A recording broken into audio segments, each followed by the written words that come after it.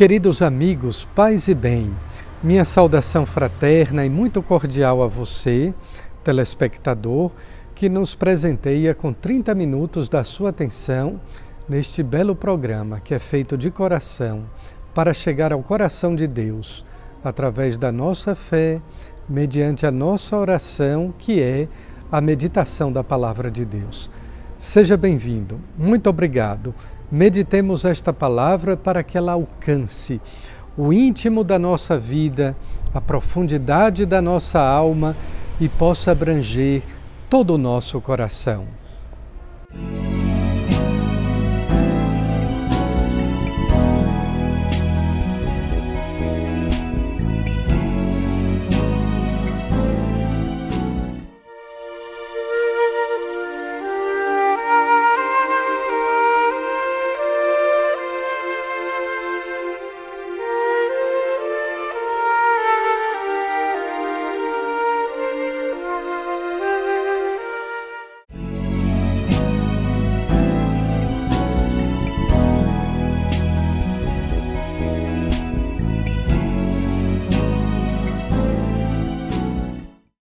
Queridos amigos, estamos na primeira semana da Quaresma, vivendo as alegrias do primeiro domingo quaresmal. Assim como no tempo comum, estamos no ano B, dedicado ao evangelista São Marcos. Estamos, portanto, no capítulo 1 deste grande evangelista. Ele vai se distinguir dos evangelhos sinóticos de Mateus e de Lucas, porque nos apresenta no primeiro capítulo as tentações de Jesus no deserto de modo muito sucinto, em apenas 2 versículos, que se enquadram exatamente entre o batismo e a pregação de Jesus. Isso é muito digno de nota, porque nós sabemos que pelo batismo não apenas recebemos a filiação divina, mas também uma missão. Pois bem, antes de ir por toda a Judeia, por toda a Galileia, pregando o Evangelho, Jesus vai ao deserto. Nós sabemos que para o evangelista São Marcos, o deserto é um lugar privilegiado, é lugar do encontro com Deus, é lugar do nada, mas é ao mesmo tempo também o lugar do confronto consigo mesmo, com suas ideias, com seus arrependimentos, com seus remorsos, a dor de consciência, lembranças do passado. Certamente é por essa razão que muitas pessoas não gostam de ficar sozinhas, não gostam de ir ao deserto para viver momentos de solitude ou de solidão, de encontro com Deus, mas de confronto com elas próprias.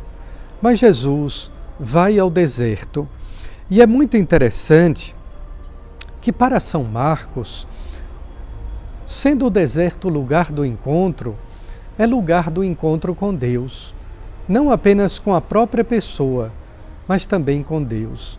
E por isso, em algumas passagens do Evangelho de Marcos, Jesus vai ao deserto para ficar só, mas para se encontrar com Deus. Muito interessante ainda que ali, no deserto, se trava um conflito ou um confronto entre Jesus e o demônio. Na verdade, a derrota do demônio por Jesus Cristo é, para o evangelista São Marcos, a grande manifestação do reino de Deus. Os outros 2 evangelhos, de Mateus e de Lucas, que são sinóticos ou semelhantes ao de Marcos, nos mostram em detalhes as tentações no deserto. No entanto, ali, em apenas 2 versículos, nós percebemos 2 coisas muito interessantes, segundo a palavra de Deus. No primeiro versículo, é interessantíssimo observar a narrativa de Marcos.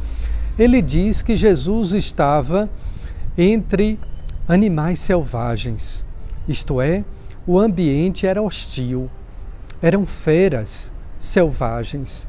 mas ao mesmo tempo estava ali também os anjos que serviam a Jesus. Mais interessante ainda é o comentário de São João Crisóstomo que diz: Cristo mora entre as feras como homem e é servido pelos anjos como Deus. É desse modo que nós percebemos também que Jesus vem para resgatar o paraíso, tal como está descrito no livro do Gênesis. Lembremo-nos, os seres humanos, representados em Adão e Eva, conviviam num paraíso, no jardim do Éden, harmonicamente com todos os animais e feras. Tudo ali era harmônico, tudo era doméstico, nada era selvagem até que veio o pecado. Pois bem, queridos irmãos, Jesus vem, antes de tudo, para pacificar a ferocidade animal, para resgatar o paraíso perdido pelos primeiros seres humanos que cometeram o pecado. Mas também Jesus nos mostra que em situações difíceis da vida, quando nós vivemos em ambientes hostis, quando somos perseguidos, caluniados, quando vivemos aquele tempo de perseguição, de injustiça, de sofrimento, Deus também está presente. Ele coloca os seus anjos para nos servir. Há uma expressão bonita que diz: mesmo no deserto da vida, o justo terá a inefável presença de Deus. Os anjos o servem. Lembra daquela situação difícil ou dolorosa da sua vida, que nada parecia dar certo, e de repente, do nada, surgiu um consolo, surgiu uma luz, surgiu a resolução do problema? Foi Deus, foi o Espírito Santo, foram seus anjos lhe servindo. Já o segundo versículo, Jesus diz: convertei-vos, o reino de Deus está próximo. Aqui nós podemos lembrar também que algumas pessoas se questionavam, encantadas, maravilhadas com a palavra de Jesus e diziam: mas o que é isto? É uma nova doutrina?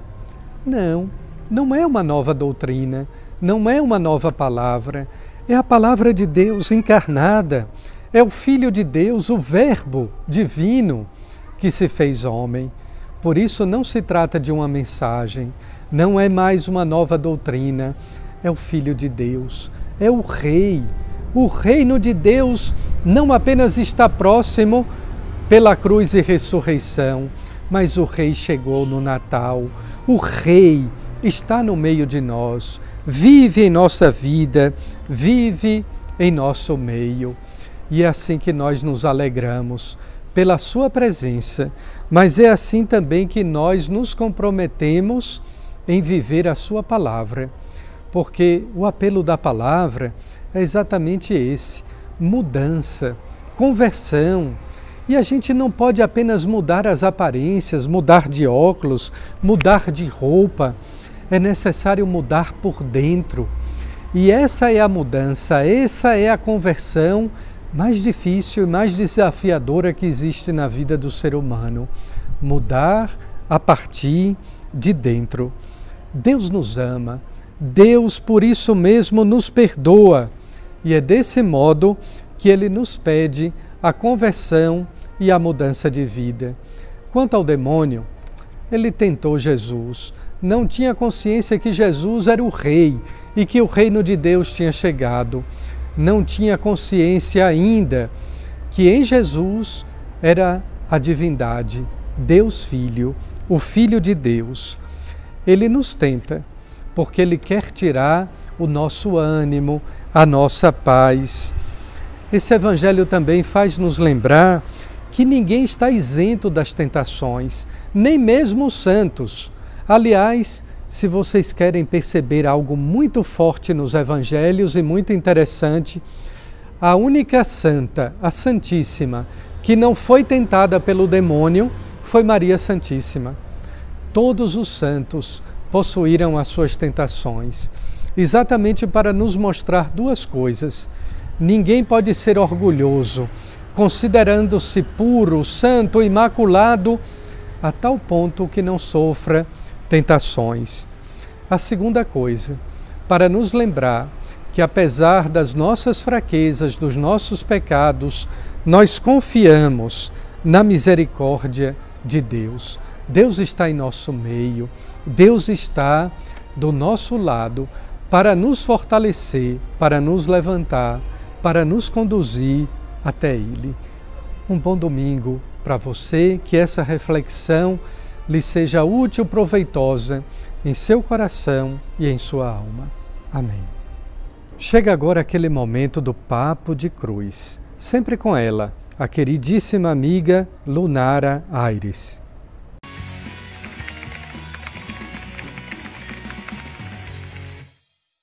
Oi gente, está começando mais um Papo de Cruz e eu já começo, como sempre, com aquele textinho pedindo a vocês para nos ajudar a compartilhar um evangelho, ser também um evangelizador. Não é porque você só está compartilhando o link que você deixa de ser um evangelizador, que você está só enviando o link. Não, você também está fazendo o papel de discípulo, de evangelizar, de ir aos outros. Então pegue esse link, compartilhe para o máximo de pessoas, reúna a família, senta na sala para assistir esse momento em família e em comunhão com todo mundo da sua casa, amém? E hoje eu medito com vocês a segunda leitura da liturgia desse domingo, que está em 1 Pedro, no capítulo 3, a partir do versículo 18. Eu vou meditar só um trechinho, mas a gente espera que você já tenha meditado em toda a liturgia desse domingo, amém?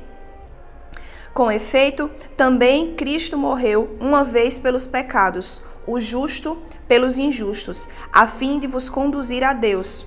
Morto na carne, foi vivificado no Espírito, no qual foi também pregar aos espíritos em prisão, a saber, aos que foram incrédulos outrora nos dias de Noé, quando Deus em sua longanimidade contemporaneizava a eles, enquanto Noé construía a arca, na qual poucas pessoas, isto é, 8, foram salvas por meio da água.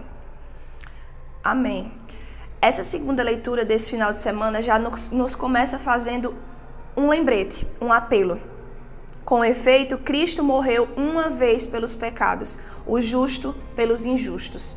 E aí eu trago para a nossa realidade de vivência em que hoje nós vivemos numa realidade em que parece impossível, né, suportar as provações, suportar os pecados, suportar a injustiça que nós mesmos carregamos e praticamos. Parece que a gente não consegue se livrar da teia de que esse mundo, do que a sociedade vem nos impondo e que a gente também vem se rendendo a essa realidade. Mas a gente esquece de um fator extremamente importante e determinante de toda a nossa história, de toda a situação que nos rodeia. Cristo, o justo, morreu por nós, morreu pelos injustos. E quando a gente fala que ele morreu pelos nossos pecados, pelas nossas falhas, pelas nossas dores, a gente fala de todas, não tem uma exceção. A palavra não diz, Cristo morreu por determinados pecados da humanidade. Então a morte de Cristo não foi por uma falha, por um pecado, não foi pelo pecado daquela outra pessoa que é menor do que o seu, que é menor do que o meu, que é menor do que qualquer pessoa que está assistindo. A gente sempre tem essa mania, né? Tem aquele ditado, a gente sempre acha que a grama do vizinho é mais verde. A gente sempre acha que o pecado do vizinho é menor, por isso ele consegue viver uma vida de comunhão e eu não consigo. Eu não vou conseguir alcançar, eu não vou conseguir me libertar. Mas o início dessa passagem grita aos nossos corações, o justo morreu pelos injustos. E a morte de Cristo foi um preço muito alto, foi um preço que veio valorizar o cuidado e o amor de Deus sobre a nossa vida, o cuidado e o amor de Deus sobre a nossa restauração, sobre o nosso recomeço. Então o que eu quero dizer, nós estamos no momento de quaresma, nós estamos vivendo um momento adequado, um momento oportuno para penitência, para conversão. Coloque no seu coração o verdadeiro desejo de experimentar a graça do Cristo que morreu por nós, que morreu pelos nossos pecados.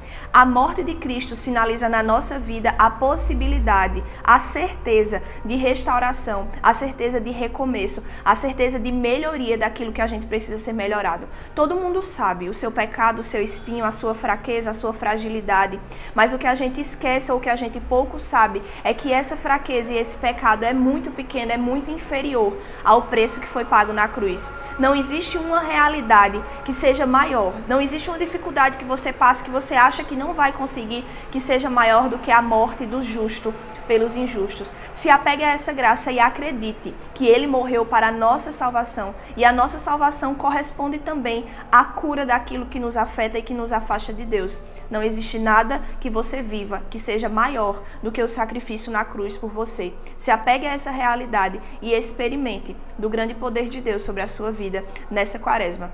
Então é isso, gente. Deus abençoe. Até o próximo sábado eu volto com mais um Papo de Cruz. Tchau, tchau.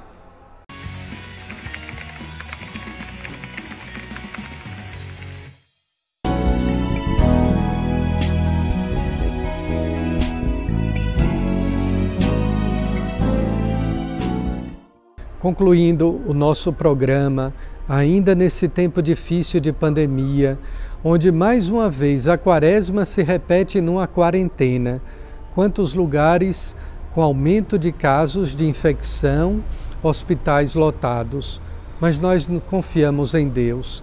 São Miguel há de nos defender e Nossa Senhora, saúde dos enfermos, virá em nosso auxílio, em nossa intercessão.